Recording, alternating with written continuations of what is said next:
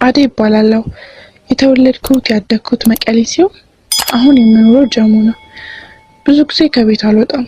እቤት ውስጥ የማረገው ሳጣ አልጋ ላይ ጋደም ብዬ እምሴን በጣቶቼ ወሲብ አደርጋለሁ። በጣም እወዳለሁ፣ ግን ደፍሬ ብዱኝ ማለት እፈራለሁ። አንድ ቀን ጓደኛዬ መጣ እንድንወጣ ነገረችኝ። እኔም ተስማምቼ አብረን ወክ ማድረግ ጀመርን። ትንሽ እንደተጓዝን አንድ ካፌ ውስጥ ገብተን ሻይ አዘን መጠጣት ጀመርን። እኔ አጭር ቀሚስ ለብሻለሁ፣ ጓደኛዬ ሱሪ አድርጋለች። ሻይ እየጠጣን ማውራት ጀመርን። ጓደኛዬ አንድ በጣም የሚያምር ወንድ ብቻውን ተቀምጦ አየችው። እሱ ጋር ሄዳ ተቀመጠች። ከተወሰኑ ደቂቃዎች በኋላ አብረው ተያይዘው ሄዱ። እኔም ዝም ብዬ ተቀምጬ ጓደኛዬን እየጠበቅኳት ነው፣ ግን ልመጣ አልቻለች። አስተናጋጁን ጠርቼ ስጠይቀው አልጋ እንዳስያዘች ነገረኝ። እኔም ሄድኩ። በሩ ላይ ስደርስ ጓደኛዬ የኔ ማር እንደሱ ስትል ሰማኋት። ነገሩ ወዲያው ገባኝ። እኔም እምሴ ረጠበ፣ ጓጓው።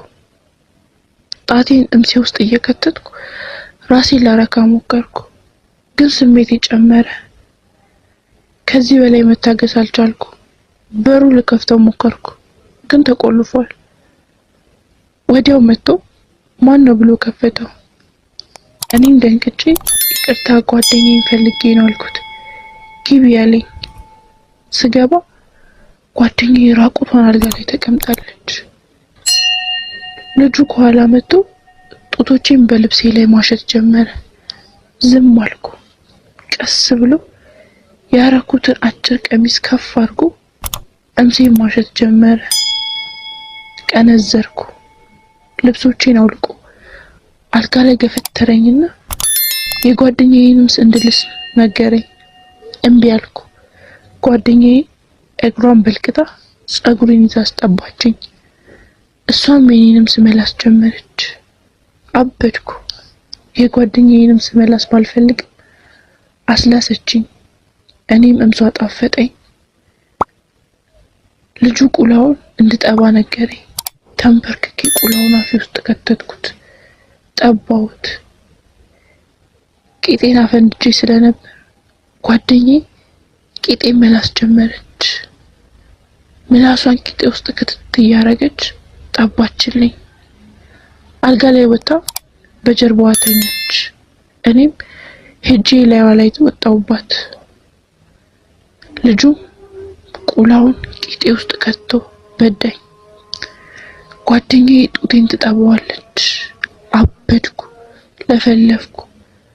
በኃይል ያለማቋረጥ ለረጅም ጊዜ በዳኝ። አቃተኝ። ከዛ ቁላውን ከቂጤ አውጥቶ ጓደኛዬ ቂጥ ከተተው። አበደች።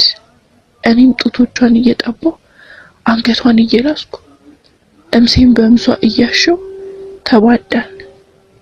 ልጁን ቁላውን አውጥቶ እኛን አንበርክኮ ቁላውን ትንሽ ከፈተገው በኋላ አፋችን ውስጥ ረጨ። እየተስገበገብን ጠባን። አንሶላው በስፐርም ረጠበ።